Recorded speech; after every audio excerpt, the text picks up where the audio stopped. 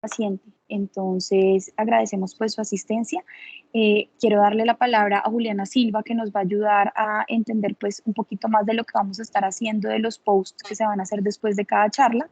Y recuerden que es muy importante, y sobre todo porque acá tenemos personas de todos los semestres que tengan y pues estén abiertos a hacernos todas las preguntas posibles para poder dejar el tema lo más claro posible y ahí pues entender y saber más de reanimación entre todos. Entonces, Juli, si quieres nos explicas un poquito más lo que pusiste en el grupo acerca de los posts y eso. Y bueno, espero que les guste y que aprendan mucho. Hola, Cata, ¿cómo están? Buenas tardes para todos. Cata, yo creo que mejor iniciemos con la charla de la doctora Coca. Yo ya hablé con una de las personas que estaba encargada del post de este tema. Le expliqué más o menos qué era lo que había que hacer. Entonces, si quieres, primero iniciemos con la charla de la doctora y después yo ya al finalizar, que no se corra el tiempo con la charla de la doctora, les explico rápidamente, ¿te parece? Perfecto, listo, listo. Entonces, damos paso a la doctora Coca. Bueno, buenas tardes, ¿cómo están? Vamos a hablar el día de hoy de reanimación neonatal. Ya pues les dijeron por qué era tan importante saber reanimar a un recién nacido. Entonces vamos a empezar con esta parte. Este es una clase que está montada en la plataforma de Cura Cloud. Es como la clase con la que se le está enseñando reanimación pues a los estudiantes de pediatría. Los créditos también se los tengo que dar a la doctora Bertolotto y a la doctora Romero. Es una clase un material pues que se desarrolló entre las tres. Nos parece bastante valioso porque tiene unas partes que son pues, digamos por decir algo así, desarrolladas entre el estudiante y el profesor y pues la idea, claro, es que les quede esto bastante bien aprendido y pues también lo más claro y transparente para que ustedes no tengan duda en el momento en que se enfrenten a un recién nacido. Entonces, ¿por qué es importante aprender reanimación neonatal? Porque ustedes están cambiando el pronóstico de muchos niños con una buena reanimación, ¿sí? Y asimismo están disminuyendo la mortalidad perinatal. La cifra de muertes neonatales se ha reducido de 5.1 millones en 1990 a 2.6 millones en el 2017, con estrategias tan importantes como el minuto de oro y también pues como los entrenamientos en reanimación neonatal, esto de la mano de un adecuado control prenatal y unos niveles de atención pues cada vez más especializados. Y pues es muy importante que sepan que el 25% de las muertes neonatales están relacionadas con asfixia al nacer. Ahí es donde nosotros impactamos claramente en poder ayudar a estos bebés que vienen en una situación adversa a salir adelante y también en no aumentar, digamos, la hipoxia ya postnatal por una inadecuada reanimación. Entonces vamos a hablar de los principios de reanimación, de los pasos iniciales de la reanimación, de ventilación a presión positiva, las vías aéreas alternas, de las compresiones torácicas y por último pues del uso de medicamentos. Entonces como les decía, pues la bibliografía está del ILCOR, básicamente se lo encuentran en internet, es una adaptación de las recomendaciones internacionales de estabilización y reanimación neonatal. Esto corresponde a la 7ª edición del NALS y pues ya estamos esperando próximamente que salga la 8ª, que va a salir con ciertas modificaciones muy puntuales a esta edición actual. Bueno, entonces continuemos.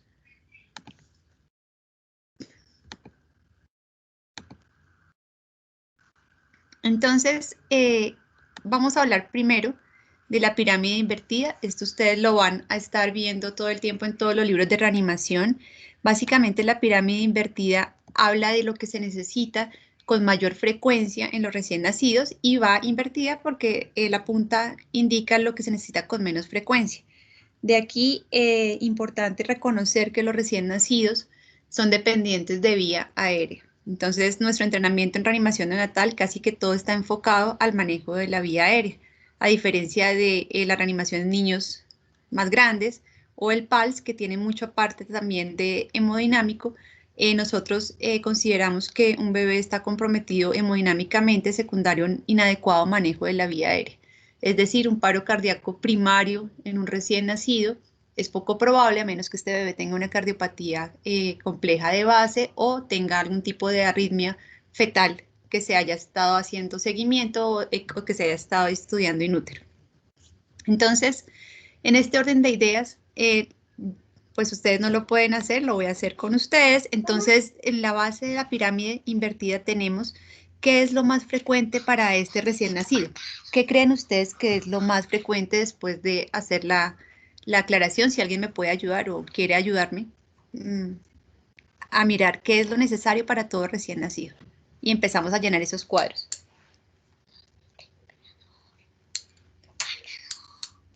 ¿Ninguno? José, Julio. doctora Isabel, levantando la mano. Dime.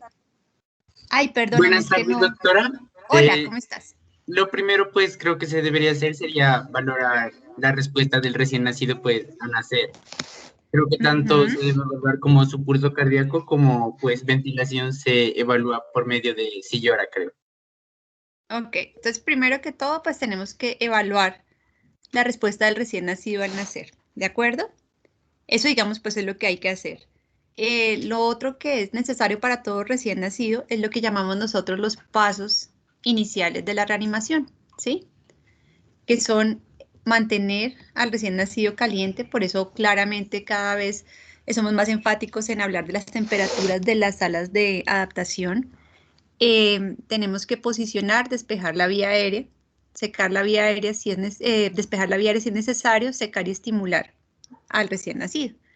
Después de esto, pues siempre tenemos que evaluar la respuesta, ¿no es cierto? Entonces siempre vamos a tener dos parámetros para evaluar la respuesta. Uno es si el bebé respira o no respira y el otro es cómo está esa frecuencia cardíaca.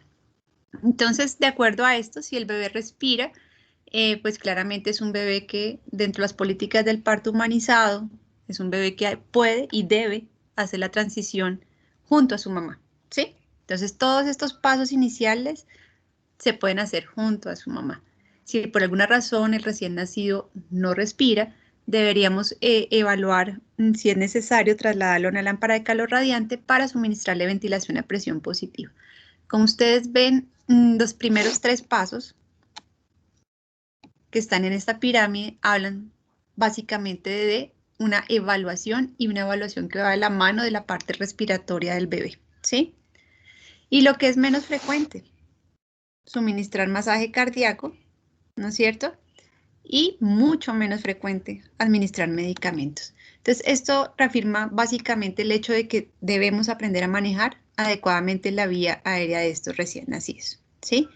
Nosotros tenemos dentro de reanimación neonatal el ABC de la reanimación, como cualquier otra reanimación, el A de vía aérea, posicionar y despejar, el B de respiración, estimulamos la respiración, el C de circulación, que es valorar la frecuencia cardíaca y la coloración, y realmente importante, que debería estar para nosotros ahí, una T de temperatura. Debemos mantener al bebé eutérmico, porque un bebé en hipotermia, sobre todo, por ejemplo, un prematuro o un bebé recién nacido a término que no termorregulemos adecuadamente, pues entra en un metabolismo anaerobio y de ahí a una acidosis y pues digamos que esto hace que las maniobras o todo lo que hagamos durante la reanimación sea mucho más complejo. Bueno, entonces vamos a recordar la circulación, ¿sí? Fetal a la postnatal, básicamente con la idea de que podamos entender, vamos a ver si lo logramos, de que podamos entender pues qué puede fallar. Entonces vamos a ver, ustedes me dirán si están viendo adecuadamente, vamos a poner un video y bueno, miramos a ver.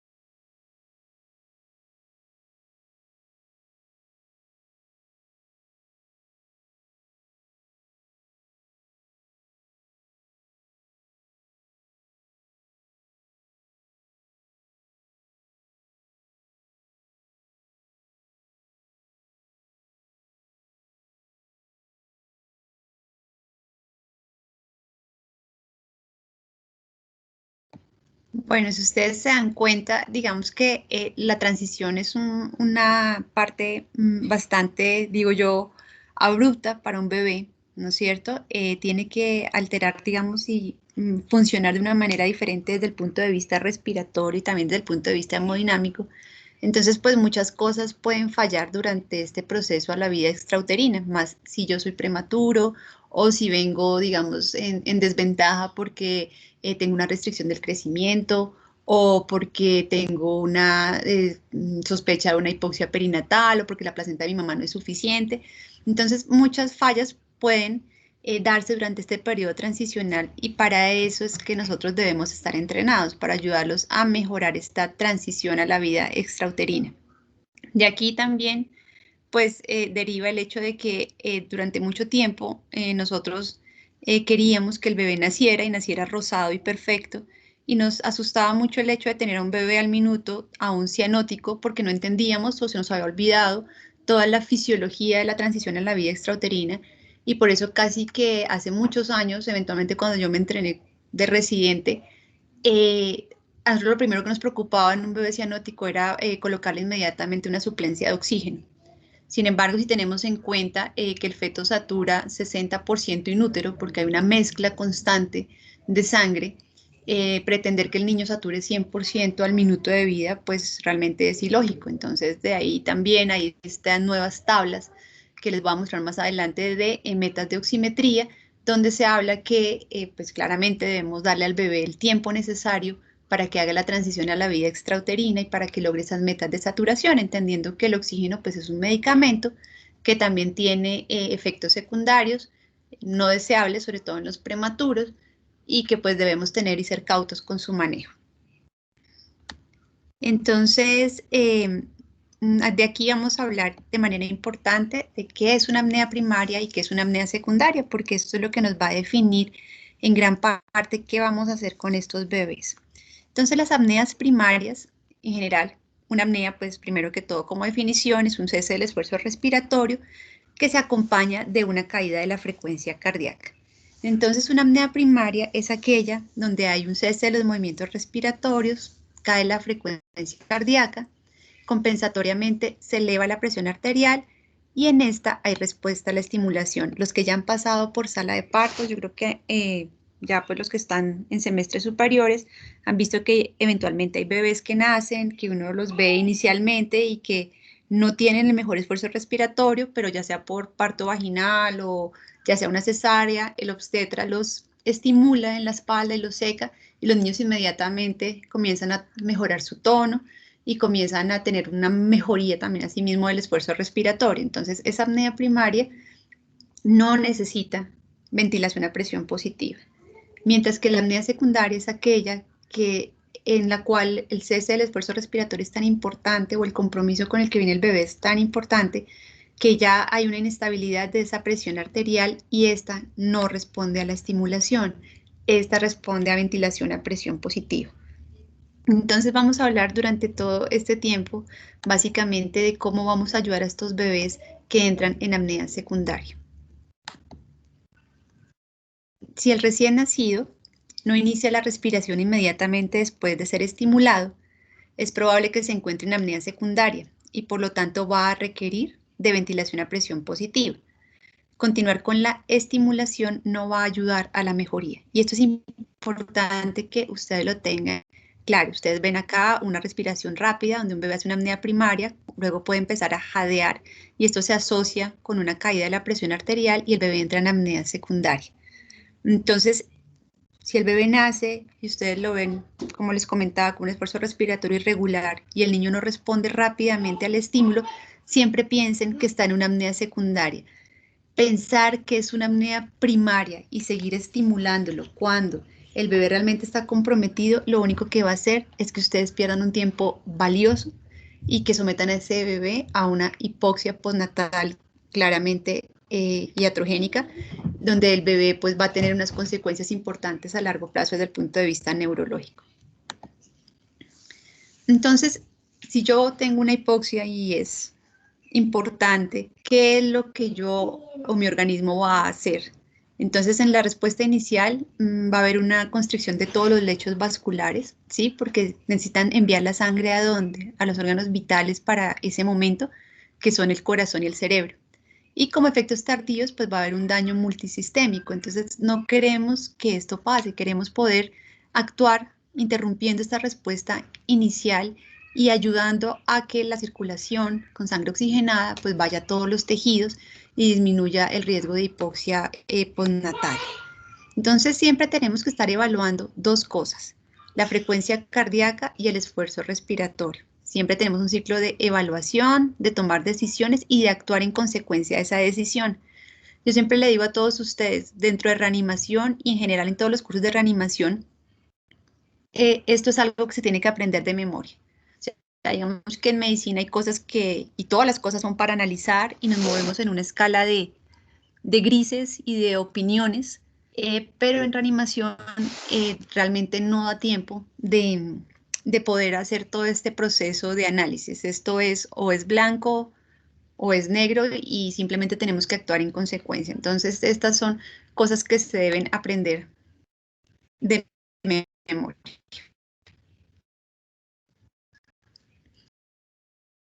Entonces, realmente todo durante la transición, desde que el bebé no respire bien, porque no eliminó su líquido pulmonar o porque su vía aérea está obstruida por meconio, también puede fallar porque venga producto de una abrupción de placenta, entonces que haya una hipotensión sistémica ya de base con una pérdida excesiva de sangre y un compromiso hemodinámico importante, o que simplemente el bebé tenga una circulación pulmonar persistente, o sea, una constricción sostenida de las arteriolas pulmonares, que se llama hipertensión pulmonar, y que obviamente no favorezca la oxigenación como tal. ¿Y eso cómo se refleja en el bebé? Entonces se va a reflejar en cianosis, o sea, con oxigenación insuficiente de la sangre, en bradicardia, con una entrega insuficiente de oxígeno a los órganos vitales, hipotensión sistémica, hay depresión del esfuerzo respiratorio y pues obviamente todo esto en qué va a repercutir a nivel cerebral, en hipotonía con una disminución de la entrega de oxígeno al cerebro y pues también a los músculos. Entonces, todo eso cuando ustedes ven a un bebé que se manifiesta clínicamente con esto, ustedes tienen que empezar a pensar qué tan importante fue lo que le pasó a ese bebé desde el punto de vista perinatal. Entonces vamos a hablar aquí y de aquí derivan muchas cosas para las cuales nos estamos preparando. Entonces, primera cosa y primer punto a tener en cuenta, después de haber hecho como esta introducción, no podemos reanimar a un recién nacido si no conocemos los factores de riesgo perinatales. Entonces, la época en la que llegábamos a preguntar cuántas semanas tiene y listo, ya está todo listo, pasó a un segundo plano. Nosotros somos los líderes de reanimación, nosotros tenemos que saber cuáles son los riesgos de este bebé, a qué nos enfrentamos y qué necesitamos, ¿de acuerdo? Entonces, gran parte de esto es anticiparnos y planificar, ¿sí? Entonces, saber quiénes son los que vamos a estar ahí, quién se va a encargar de cada uno de los roles, realizar una verificación del equipo y las responsabilidades.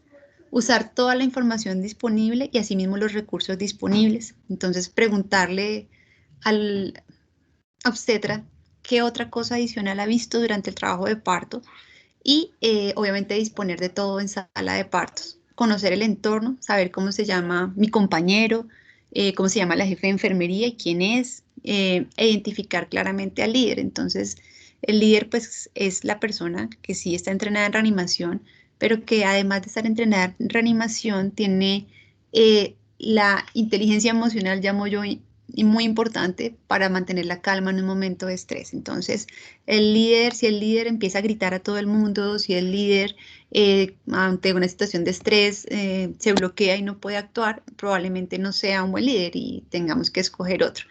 Entonces vamos a ver este video de preparándonos para la reanimación.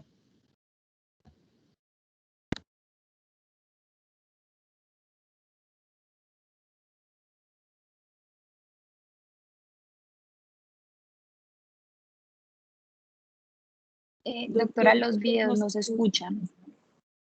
O sea, se ve la imagen, pero no se escucha. Ya miramos.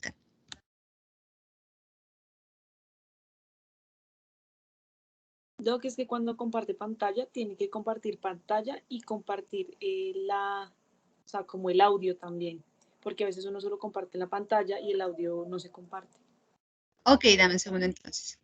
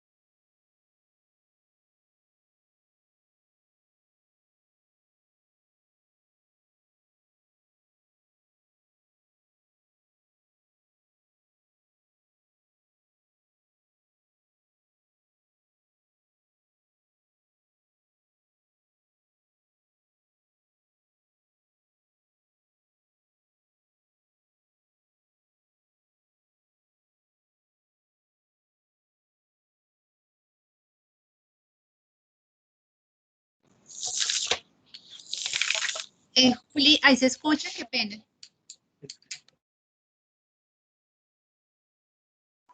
Doc, no se escucha. No se escucha, doctora ¿No? Isa. No. No sé cómo la parte de poder compartirles el sonido.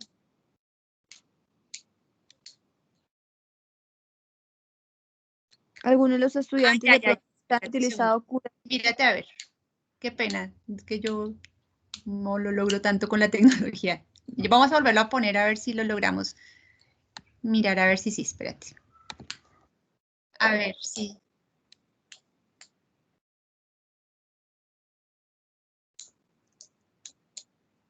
¿Sí se escucha ahí?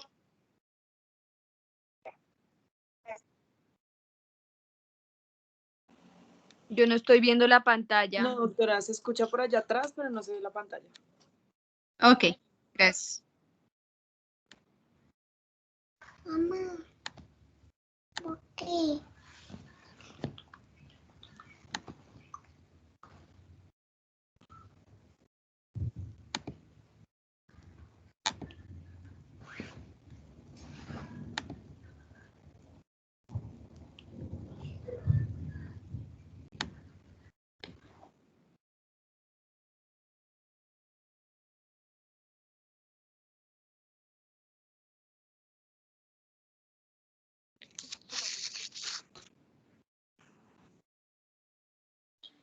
No, doctora, no se escucha. No, Ah, caramba. yo creo que va a tocar como explicarlo ahí. Sí, bueno, sí. Bueno, entonces básicamente se despeja la vía aérea o les voy a poner aquí como una pausa, pero no sé por qué no logramos compartir el sonido, porque en teoría aquí estaba para eso. Bueno, básicamente entonces la parte importante es la parte de la anticipación. En la parte de la anticipación, pues tenemos que revisar también todo el equipo que vamos a usar y entonces la doctora Bertolotto ahí está explicando básicamente que debemos pues tener todo listo, entonces las máscaras que vayamos a necesitar, los laringoscopios, los mecanismos de dar ventilación a presión positiva, en este caso tenemos bolsa y máscara, tenemos la fuente de oxígeno, tubos orotraqueales, máscaras laringeas, también tenemos, el fonendo que ya hemos hablado y pues la parte de los medicamentos. Entonces siempre tenemos que revisar absolutamente que todo esté listo y que no vaya a faltar absolutamente nada. Entonces así sea digamos, una reanimación que creemos que no va a necesitar mayor intervención, siempre debemos tener los equipos a disposición porque no sabemos cuál reanimación pues vaya a poderse complicar. Y la idea es que todo esté listo y sepamos dónde está y no que tengamos que estar buscando pues por todo lado, en todas las gavetas, las cosas que eventualmente debimos haber preparado antes, ¿sí? Bueno, entonces vamos a hablar de las preguntas anticipatorias, que son unas 4 preguntas que debemos hacernos. Entonces ya hablamos de que vamos a anticiparnos a la reanimación, que vamos a tener un buen equipo de reanimación y vamos a hablar de las preguntas anticipatorias que se derivan también del hecho de que tenemos que saber que vamos a reanimar. Entonces, las 4 están enunciadas ahí. Dice cuál es la edad gestacional esperada, si el líquido amniótico es claro, cuántos bebés se esperan y si hay algún factor de riesgo adicional. La edad gestacional y los factores de riesgo claramente nos sirven para saber qué equipo de reanimación necesitamos, qué vamos a necesitar. Si el líquido amniótico es claro, es algo que durante muchos años dividimos los pacientes en los niños que nacían con líquido amniótico meconiado y los niños que nacían con líquido amniótico claro. Y entre los niños que tenían o venían de un parto con líquido amniótico meconiado, teníamos a los bebés que nacían no vigorosos, o sea, aquellos que nacían sin esfuerzo respiratorio, hipotónicos, y estos bebés requerían dentro de las guías anteriores una reanimación diferente a los demás bebés, con una aspiración directa de la vía aérea con un tubo orotraqueal.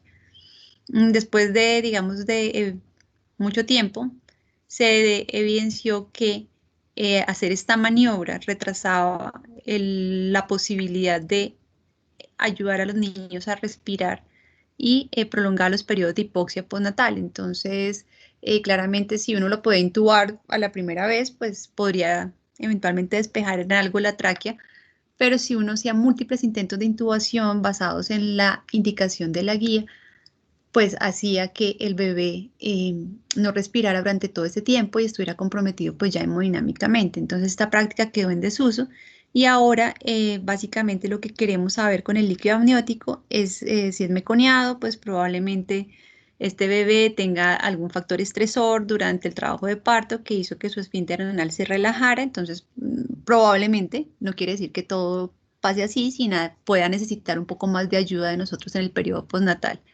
O si el líquido amniótico está fétido o caliente con datos de coreamnionitis, pues también podría eventualmente necesitar este bebé una ayuda pues adicional. Entonces básicamente para eso, o si el líquido es vino o porto, pues entonces habla de un abrupcio, ¿sí? Entonces digamos que para eso es que necesitamos saber cómo está ese líquido.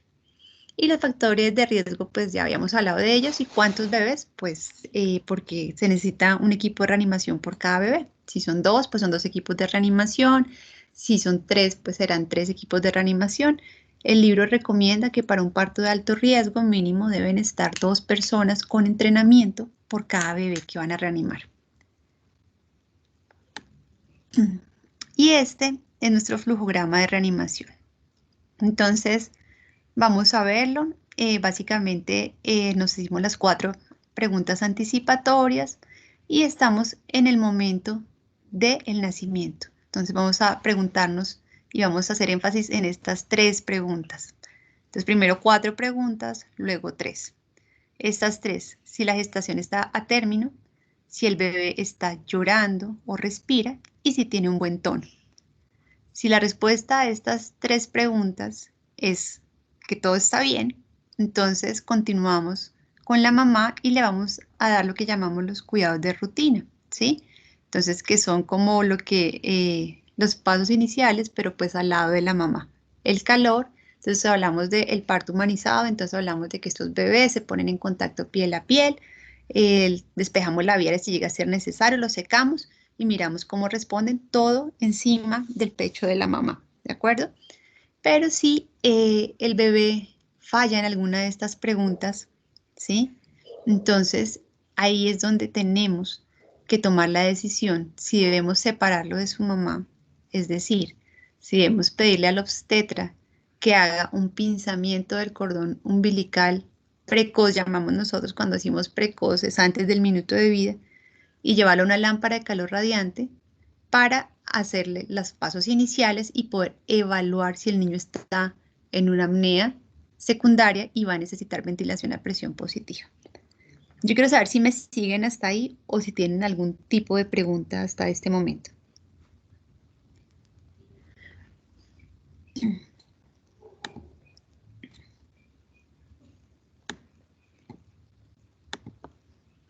¿Alguno no? Ok, No, doctora. Perfecto. Entonces,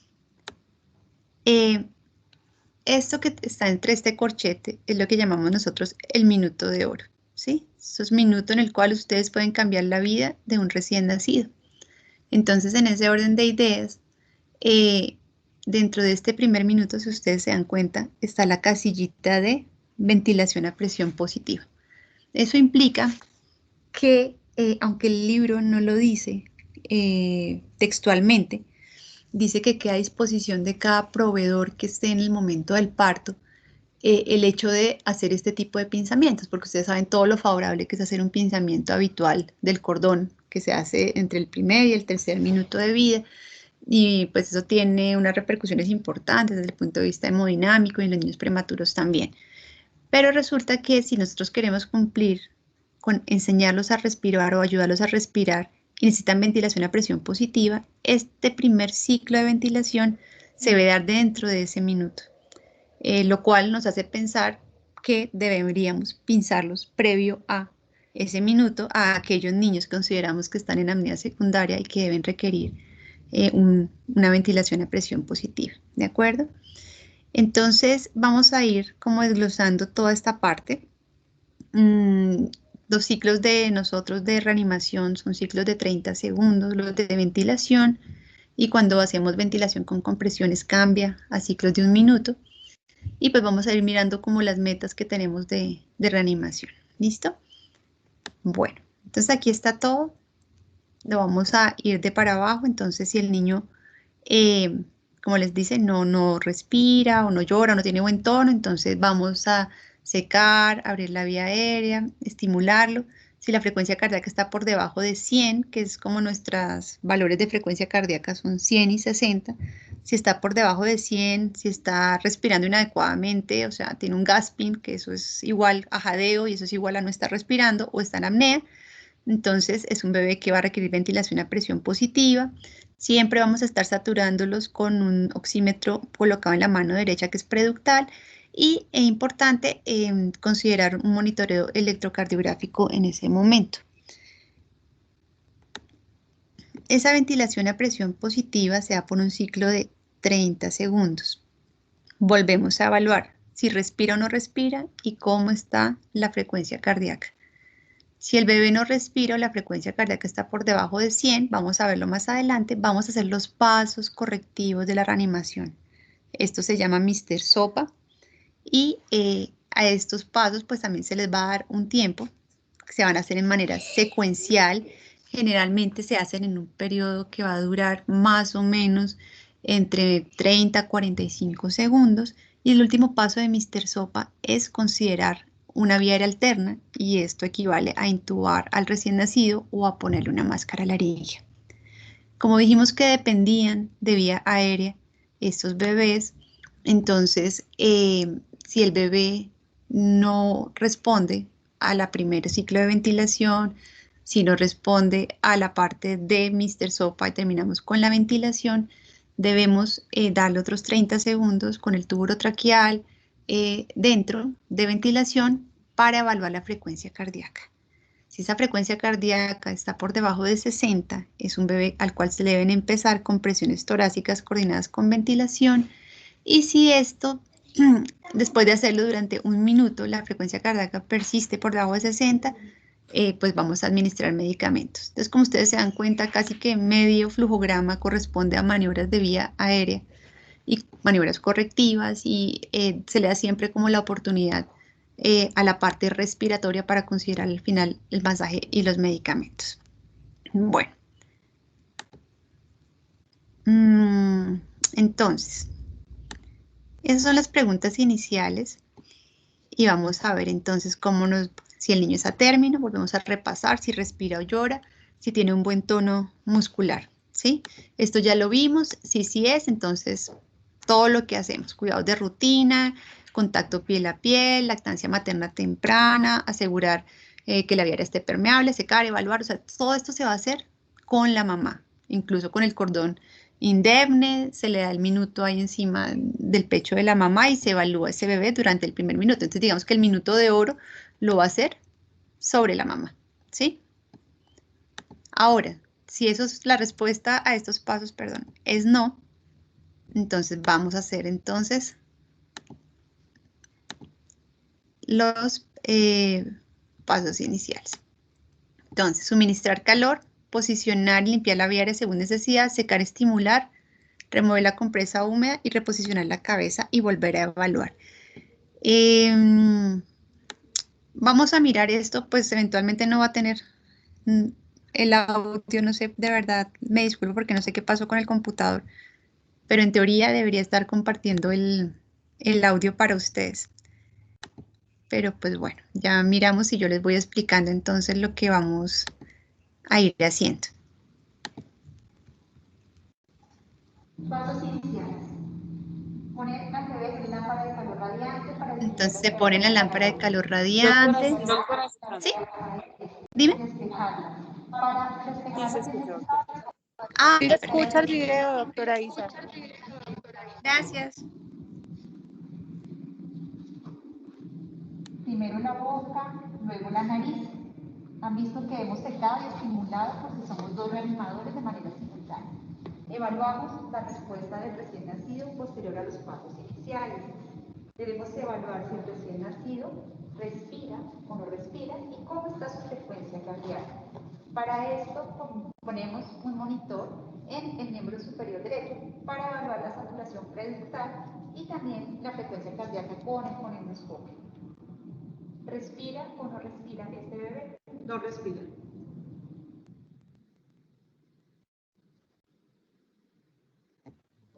Bueno, entonces esto en cuanto a los pasos iniciales. Entonces volvemos a lo mismo que debemos evaluar el esfuerzo respiratorio y la frecuencia cardíaca, ¿sí? Entonces, ¿qué pasa y qué puede pasar con respecto a los pasos iniciales? Yo puedo hacer los pasos iniciales y ¿qué pasa si el bebé no respira o su frecuencia cardíaca es baja, es decir, menor a 100 latidos por minuto? Si esto pasa, es necesario empezar la ventilación a presión positiva. Entonces ahí están las indicaciones. Si el bebé no respira, es decir, está en apnea, si el bebé tiene respiración entrecortada, si el bebé parece respirar, pero la frecuencia cardíaca es menor de 100 latidos por minuto, y es en este momento donde si uno está solo en sala de partos, debe pedir una ayuda adicional inmediata.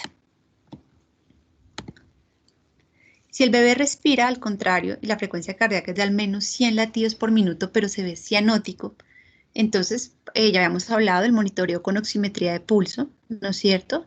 Siempre lo ponemos en el miembro superior derecho porque recién nacen los bebés, tienen el ductus abierto, entonces todavía tienen una mezcla a través del ductus y las saturaciones postductales generalmente son un poco inferiores a las preductales, entonces siempre en el miembro superior derecho. Y vamos a ver cuándo empezamos oxígeno a flujo libre. Entonces, lo que les hablaba, que tenemos unas saturaciones meta por edad, donde el primer minuto, si se dan cuenta, los bebés van a estar cianóticos y van a estar saturando 60-65%, y podemos darle hasta los 10 minutos postnatales para que logren las oximetrías que, como les comentaba previamente, nos mantenían a nosotros tranquilos cuando éramos residentes. Entonces, acuérdense que los radicales libres de oxígeno pues son terriblemente dañinos para los bebés, ¿sí? Entonces, un jadeo usualmente indica un problema severo y requiere la misma intervención que la apnea. ¿Verdadero o falso?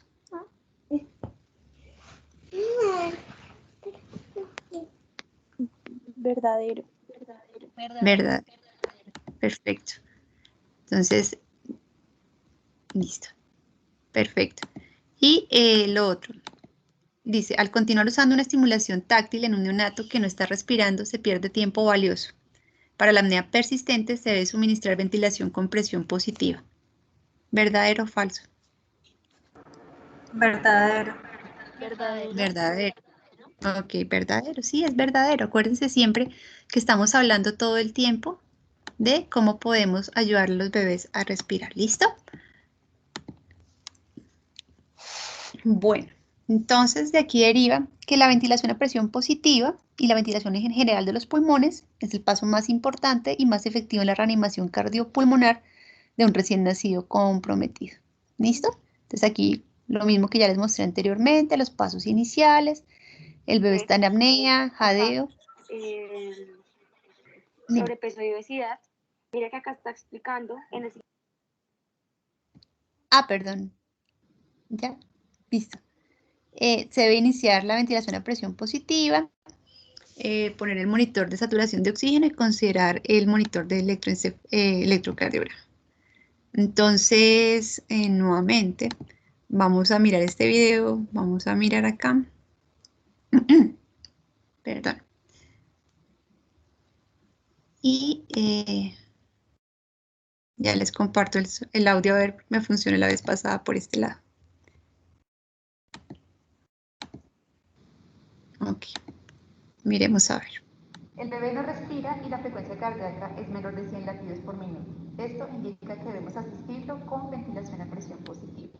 En este caso tenemos una bolsa autoinflable para realizar la asistencia. Debemos asegurarnos que la máscara sea adecuada, cubriendo el mentón y la nariz del recién nacido. Empezamos a asistirlo con ventila 2-3, ventila 2-3, ventila 2-3. Si usted está solo en este momento, debe buscar un segundo reanimador y ese reanimador debe llegar a asistirlo a usted e informarle si el tórax está expandiendo y cómo está la frecuencia cardíaca. Esta primera valoración se debe realizar a los 15 segundos de haber iniciado el primer ciclo de ventilación a presión positiva. ¿El tórax está expandiendo? No, no expande. ¿Cómo está la frecuencia cardíaca? Está bradicárdico y en descenso. Esto indica que debemos corregir la ventilación y debemos adelantar el uso de las maniobras de Mr. Sopa. Bueno, entonces vamos a mirar y vamos a hablar ahorita de esa valoración, que es una de las cosas en las cuales nos hacen un poco más o son más insistentes en hacerla, porque casi todos nosotros asumimos que el primer ciclo de ventilación a presión positiva son esos 30 segundos y que eventualmente después de los 30 segundos es cuando nos tenemos que preguntar cómo está la frecuencia cardíaca y cómo está el esfuerzo respiratorio del recién nacido. Si somos dos personas, digamos que esa primera valoración de los 15 segundos dentro de ese primer ciclo de 30 es importante porque nos permite adelantar la corrección de una ventilación ineficaz. Entonces aquí todo lo que se busca es adelantar y correr los tiempos para que el bebé esté el menor tiempo posible en apnea, ¿sí? Entonces, si uno está dando una ventilación adecuada y la está proporcionando con una bolsa, con máscara o con un neopuff o bueno, con varios dispositivos que tenemos, la primera o el primer signo de que lo estamos haciendo bien es que la frecuencia cardíaca va a subir. Si a los 15 segundos mi compañero me dice el tórax no se expande y la frecuencia cardíaca eventualmente yo he empezado en 100 y va en 70, pues algo debo estar haciendo inadecuadamente y tengo ese momento para empezar a corregirlo y por eso en el video se habla de adelantar el Mr. Sopa, que vamos a hablar que son los pasos correctivos de la ventilación, ¿sí? Entonces aquí en las casillas las indicaciones para iniciar BPP, pues es casi que la mayoría, la apnea, la respiración entrecortada, ¿sí? La frecuencia cardíaca menor de 100, ¿sí? Y también cuando, y ese es un caso especial, tenemos saturaciones de oxígeno por debajo de metas, a pesar de tener al bebé con oxígeno a flujo libre, o si el bebé tiene mucha dificultad respiratoria, lo decidimos poner en un CPAP o darle PEP continuo en sala de partos, que es darle algo de presión positiva con los dispositivos que tenemos de ventilación y el niño persiste con un esfuerzo respiratorio irregular, entonces también tiene indicación de dar ventilación a presión positiva. Ver a un bebé acrocianótico, pues claramente no, y pues los bebés que lloran, pues se considera que son recién nacidos que están haciendo pues como una adecuada transición a la vida extrauterina. ¿Listo? Entonces, dispositivos de ventilación, no sé, Catalina y Juliana, porque digamos que esta parte es un poco más extensa, entonces no sé si alcancemos a dejar como con la parte de los dispositivos y en la siguiente reunión continuamos con la otra parte, ustedes me dirán. Doctora, como a usted le quede bien. Ok, perfecto. Listo. Entonces, adelantemos un poco más en esta parte de los dispositivos. Entonces, lo importante, pues, es que nos familiaricemos con ellos, que usemos el que sabemos usar. Probablemente a muchos de nosotros se nos dificultan ciertos dispositivos y a otros se les facilitan más. vamos a mirar como un poquito rápidamente las ventajas o desventajas de cada uno de ellos. Entonces, primero, importante, las máscaras. Entonces, las máscaras neonatales hay de diferentes formas, redondas, también están las anatómicas, acolchadas, no acolchadas, diferentes tamaños. Generalmente usamos los que tenemos disponibles ahorita. Tenemos máscaras 0, 1 y 2. Las 0 son para los bebés prematuros extremos, básicamente como para los menores de 1000 gramos. La 1 va como hasta los 2 kilos, 2500 gramos. Y de ahí para arriba la 3. ¿Qué pasa con esto? Que yo no les puedo dar un valor, sino unas aproximaciones, porque ustedes cuando tengan al bebé enfrente y le pongan la máscara van a darse cuenta de si es la adecuada o no para el bebé, porque esa máscara debe sellar perfectamente y debe estar ubicada como se muestra acá, cubriendo el mentón y la nariz para que haga un sello y la presión no se libere. Cualquier momento en que esta máscara se corra y la presión comience a liberarse, pues obviamente va a hacer que sea inefectiva la ventilación. Tenemos las bolsas infladas por flujo. Entonces, las bolsas infladas por flujo son los que llamamos los Jackson y lo que usan más los anestesiólogos. Entonces, estas bolsas infladas por flujo, aquí están las partes, tiene pues la bolsa, tiene la salida del paciente para conectar la máscara o el tubo, tiene una entrada de oxígeno, una válvula de control de flujo, que es la que movemos y que a muchos de nosotros nos pasa esto, que la movemos y se nos infla mucho o la volvemos a liberar y se nos pone poco inflada. Y un sitio de conexión para un manómetro de presión, que estos generalmente están en salas de cirugía y pues digamos que no son portátiles como tal. Entonces, esta bolsa, aunque es muy buena en ciertas cosas, a nosotros siempre nos ha preocupado el tema del manejo, o sea, que nos pasa esto o que nos pase esto, y la parte de qué tanta presión le estamos dando a ese pulmón, ¿no es cierto? Cuando no tenemos un manómetro de presión conectado, porque depende básicamente de qué tanto yo esté oprimiendo la bolsa y qué tanto me esté fijando realmente en que el tórax se esté expandiendo. Hablando de una ventilación, nosotros llamamos ventilaciones gentiles, llamamos distensibilidad pulmonar o compliance pulmonar, o sea que no veamos que sea abrupto cada vez que ese tórax sube y otra vez abrupto cuando el tórax baja en expiración. Entonces, ¿qué pasa con esta bolsa también? Que el inflado puede fallar cuando no hay un adecuado flujo de gas, cuando la máscara no se ajusta adecuadamente, cuando la bolsa tiene desgarros o fugas, cuando la válvula de control de flujo está muy abierta o de pronto si hay alguna desconexión de alguno de estos manómetros que haga que fugue, ¿no es cierto? Aire o presión pues a través de estos orificios. Entonces digamos que es buena en el sentido en que nos permite, por ejemplo, dar una FIO2 confiable al 100%. Básicamente, digamos que cuando tiene el manómetro de presión podríamos tener una presión confiable también, pero mientras no tenga esto, pues dependemos mucho, yo les digo, de qué tan estresados o qué tan asustado esté la persona que está enfrente del paciente, pues para oprimir o no la bolsa con bastante fuerza. Entonces uno también tiene que familiarizarse con los dispositivos y pues aprender a manejarlos. Entonces este casi no lo tenemos con nosotros, es más de los anestesiólogos y nosotros nos gusta más como estas dos que vamos a mencionar. Una es la bolsa autoinflable, que también se llama, permítanme un segundo.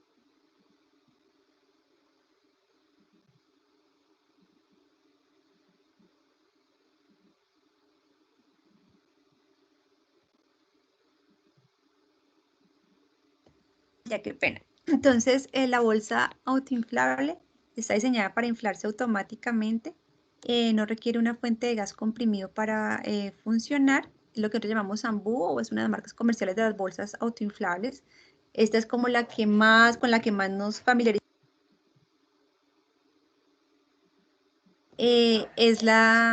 Tenemos diferentes tipos de reservorio pues, para estas bolsas.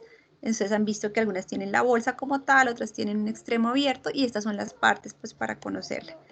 Entonces tenemos la bolsa como tal, una entrada de oxígeno, el reservorio que ya hemos visto. Tenemos una válvula de liberación de presión que como su nombre lo indica libera presión, entonces debería estar abierta todo el tiempo. esta válvula que llamamos válvula de la unión, una salida del paciente y un sitio para conectar también si queremos un manómetro de presión, algunos lo tienen. Entonces, este dispositivo pues es fácil de usar, ¿sí?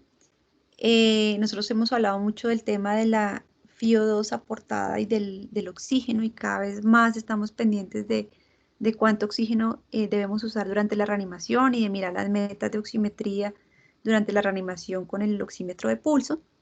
Entonces esta bolsa, yo les hablaba que el Jackson nos servía para dar FiO2 casi que del 100%, ¿sí? Y cada vez queremos es como poder titular esa FiO2 a lo que el bebé realmente necesita. Esta bolsa probablemente no nos dé una FiO2 tan confiable como nos lo da el siguiente dispositivo que vamos a ver, pero sí, digamos que cuando está aquí, como está armada acá, da una FiO2 cercana al 100%. Cuando retiramos el reservorio, da una FiO2 de alrededor del 40%. Y cuando quitamos la fuente de oxígeno, da una FiO2 del 21%. Entonces, a pesar que yo no tengo FiO2 de 60, 65, 70, pues voy a tener FiO2 más o menos confiables de 100, 40 y 21%, que voy a titular de acuerdo a la oximetría que tenga el bebé en la saturación preductal. Entonces también es un dispositivo que nos gusta bastante. Digamos que desfavorable tiene que, como es autoinflable, entonces el sello hermético del paciente, si yo en algún momento por alguna razón permití que la máscara se desplazara, pues la bolsa va a seguir inflándose, así no haya un sello hermético de la máscara. Entonces digamos que siempre nos toca estar como pendientes de esa parte. ¿Listo? Lo mismo, la presión depende de qué tanto yo oprima la bolsa en cada inspiración del recién nacido. Entonces nos toca también tener cuidado con eso y por eso esa valoración de los 15 segundos de miren si el tórax se está expandiendo, pues también es relevante, ¿no? Pues para poder ajustar nosotros la presión que le estamos dando con la bolsa. Y el que más nos gusta a todos y el que es más seguro también, que es un reanimador de pieza en T. Yo siempre les he dicho que explicar esto de manera virtual o en diapositivas es un poco más complejo para nosotros, que cuando tengan la oportunidad pueden pasar por la unidad de recién nacidos y con mucho gusto cualquiera de nosotros está dispuesto a explicárselo. Este es el reanimador de pieza en T. Se llama de pieza en T porque pues ustedes ven que aquí forma una T, ¿de acuerdo? Entonces es para nosotros el mejor en cuanto a que siempre tiene pues un manómetro donde vamos a cuadrar las presiones que necesitamos para el recién nacido. Proporciona presión inspiratoria pico confiable y presión de final de expiración también confiable. Estas se ajustan previo a la reanimación del bebé. Y ustedes ven que aquí cuando uno ocluye un huequito, un orificio que hay aquí en la parte distal de la T, cuando uno ocluye da inspiración, o sea, presión inspiratoria pico, y cuando suelta libera la presión y permite la expiración del paciente. Entonces, digamos que en este escenario, esto es ventila y esto es 2-3, liberar. Entonces, ¿cuáles son las ventajas? Que siempre nos va a dar una presión constante, que vamos a tener un control confiable de la presión inspiratoria pico y de la presión positiva de final de expiración, que cuando está conectada o está, que casi siempre lo tenemos, con un blender, que es un mezclador de aire y de oxígeno, nos va a dar confiablemente la FiO2 que queramos. Es decir, yo puedo ponerle 35, 40, 65 y siempre vamos a estar seguros de que esa va a ser la FiO2. Entonces va a ser mucho más fácil titular el oxígeno o la FiO2 del oxígeno confiable para si el niño necesita más o si el niño necesita menos de acuerdo a la oximetría de pulso. Entonces aquí lo vemos nuevamente con este botoncito cuadramos la presión inspiratoria pico y si ustedes se dan cuenta, aquí el reloj sube hasta la presión que yo tenga cuadrada y aquí voy moviendo o liberando presión. Esto, como les comento, tiene siempre que ajustarse antes de la reanimación. Aquí ustedes ponen siempre la máscara contra su mano haciendo como el sello, como si fuera la cara del bebé y ajustan la presión inspiratoria pico y ajustan la presión de final de expiración, que es el PEP. Esto lo hacen acá desplazando, esto es como una ruedita y la van desplazando, entonces el reloj del manómetro va subiendo a lo que queremos, que más o menos las presiones de final de expiración fisiológicas son de 4 a 8 y generalmente lo ponemos en 5, y las presiones inspiratorias pico pues van a depender de la edad gestacional y de la madurez del recién nacido. Cuando hablamos de esto, hablamos de que es como un ventilador manual, porque tiene muchas cosas de un ventilador. Una presión inspiratoria pico, una presión de final de expiración, una FIO2 aportada confiable, y digamos que lo único es que no se autocicla. Y que pues básicamente la frecuencia respiratoria se la estamos dando nosotros cuando hacemos ventila 2-3, ventila 2-3. Entonces es bastante seguro, y para los transportes nos gusta también mucho, y pues obviamente para la reanimación también. Entonces en la unidad contamos con 2 y el de sala de parto son 3 dispositivos de pieza en T. Cuando lo quieran pues claramente ir a ver, pues bienvenidos. Bueno, y como nos preocupa tanto el oxígeno y hemos hablado tanto de que puede ser también dañino y que no solamente es tener al bebé rosado, entonces las concentraciones de oxígeno cada vez deben ser tituladas de acuerdo a la oximetría de pulso, y cada vez más debemos intentar bajar el oxígeno en aquellos bebés que están saturando 100% a los valores que realmente se necesiten. De aquí la recomendación de que para la reanimación inicial de los recién nacidos con ¿cuántas semanas de gestación? Catalince, ¿estás ahí? Ayúdame a llenar esto. Cata. Hola, doctora. Ayúdame a llenar esto, por favor. Entonces, en los recién nacidos a término, nosotros usamos al 21%, sé que dice 35 semanas o más, y en los Exactamente. pretérmino empezamos al 30%. Perfecto. Entonces, asumiendo que los bebés prematuros pues tienen algo que se llama enfermedad de membrana hialina, que tienden a colapsar sus pulmones y hacer una hipoxemia, digamos, durante la transición más importante que en los recién nacidos a término, que tienen sus pulmones maduros, pues que no se van a colapsar. Siempre usamos flujómetro a 10 litros por minuto en las fuentes de oxígeno, y siempre usamos, ¿qué? Pues el oxímetro de pulso. Ahora, ¿qué dispositivos tenemos también para poder dar oxígeno a flujo libre? Porque hablamos de que aquellos bebés que eventualmente no tenían la apnea ni estaban con muchísima dificultad como para requerir un PDP continuo, podían necesitar de fuentes de oxígeno a flujo libre. Entonces, ¿cuáles nos sirven para dar flujo libre? Nos sirve para dar oxígeno a flujo libre la bolsa inflada por flujo, el reanimador con pieza en T, una cánula de oxígeno, pero la única, y eso tienen que saber lo que nos sirve por esa válvula que mostraban, que se llama la válvula de la unión, que tiene solamente se abre cuando doy presión, es la bolsa autoinflable. Bueno, entonces si ustedes reanimaron a un bebé con un ambú por alguna razón y el bebé después de esto respira, ya no tiene apnea, pero tiene requerimiento de oxígeno, tienen que buscar otra fuente de oxígeno o desconectar la fuente de oxígeno del ambú para darle oxígeno a flujo libre a ese bebé. No pueden ponerle la máscara al bebé sobre su cara, porque lo que están haciendo pues prácticamente es ocluyendo pues toda la entrada de aire a ese bebé. Entonces acuérdense siempre, esta es la única que nos sirve para dar oxígeno a flujo libre. ¿Listo? Bueno, entonces habíamos hablado de evaluar la aplicación de esa ventilación a presión positiva, cómo la estamos suministrando. Entonces, después de iniciar la ventilación, generalmente nos ponemos en la cabecera y se asume que el que se pone en la cabecera es la persona que va a dar la ventilación y la que va a estar encargada de la vía aérea. Entonces, tenemos que mirar cómo se expande el tórax, mirar si las respiraciones son fáciles, decía yo, la distensibilidad, o si son demasiado abruptas o profundas, porque pues eso significa que eventualmente le estamos dando mucha presión y eso puede causar neumotórax. No debemos usar como indicador de un adecuado esfuerzo respiratorio los movimientos abdominales, y siempre pues debemos auscultar. Somos clínicos ante todo, entonces debemos auscultar. ¿Con qué frecuencia debemos dar la ventilación a presión positiva? Entonces, ventila, liberamos 2-3, ventila 2-3, ventila 2-3. Nos tenemos que autoevaluar. Yo les digo a ustedes, pongan un minuto en su celular en el cronómetro y hagan ventila 2-3 y cuenten cuántos ciclos hacen. La idea es que ustedes tienen que lograr de 40 a 60 ventilaciones por minuto. Y uno mismo se va regulando. Entonces, digamos que esto no se enseña, sino se aprende, empezando por uno mismo en el momento en que tenga el tiempo de hacerlo y mirar qué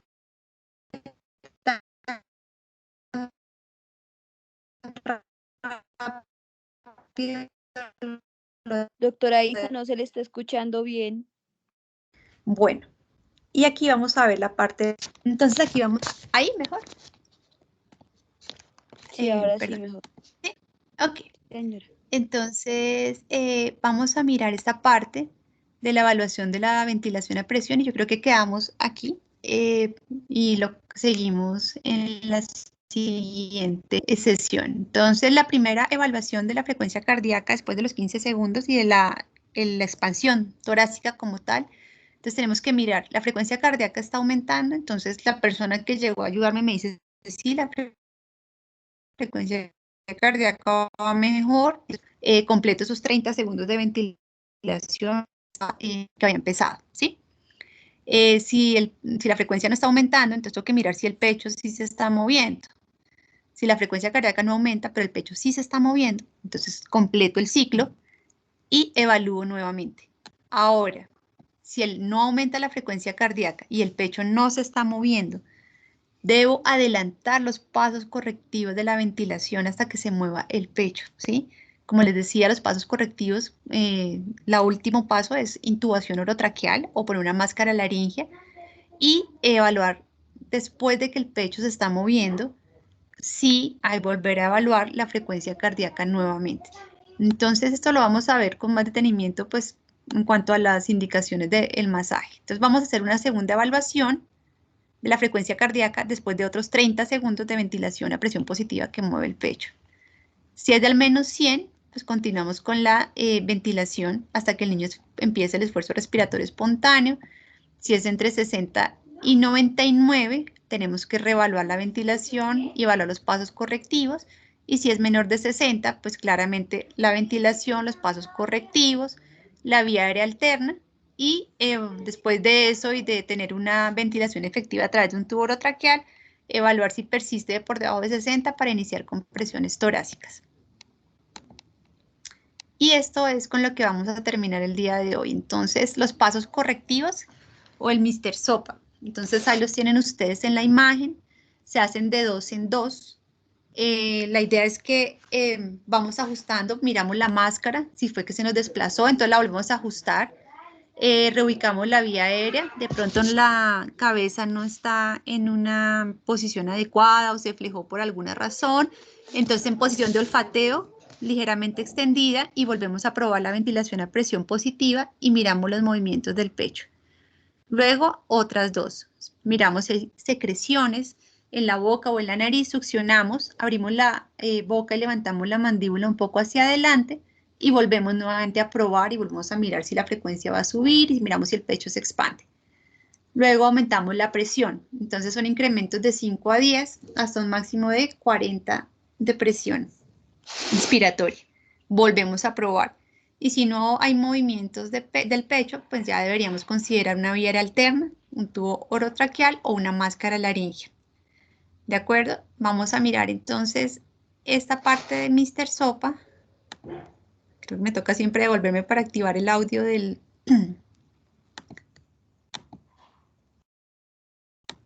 Y con esto pues terminamos y pues si tienen alguna pregunta. El recién nacido está asistido ventilatoriamente y no vemos que haya una adecuada expansión del tórax. La frecuencia cardíaca permanece por debajo de 100. Empezamos Mr. Sopa.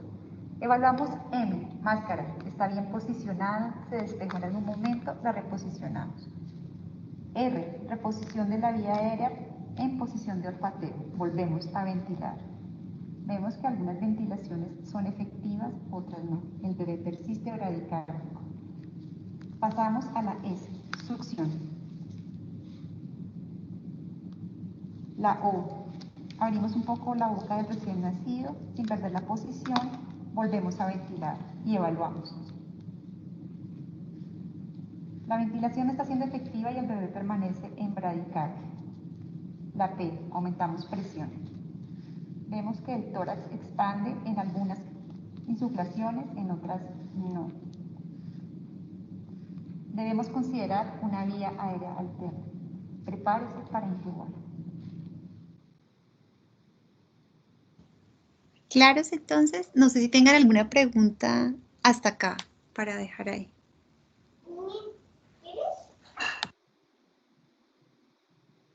Dale, Gustavo. Hola doctora, buenas noches. Doctora, Hola. una pregunta.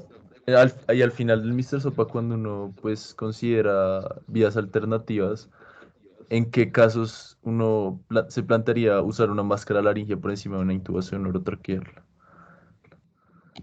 La verdad, siempre el tubo será nuestra primera opción. La máscara laringea, digamos que ahorita vamos a ver unas indicaciones. Realmente es cuando no se puede intubar, ¿sí? O cuando tenemos una vía aérea difícil en bebés que tienen anomalías de la vía aérea superior, probablemente sea una buena opción si no hemos podido intubar, porque casi que siempre pedimos en primera instancia el tubo orotraqueal. Gracias, doctora.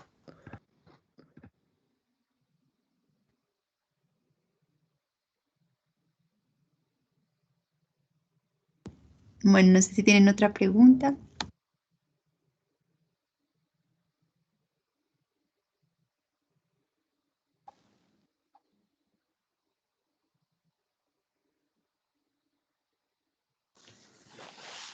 Parece que no, doctora Isa. Entonces, si le parece, pues terminamos la siguiente.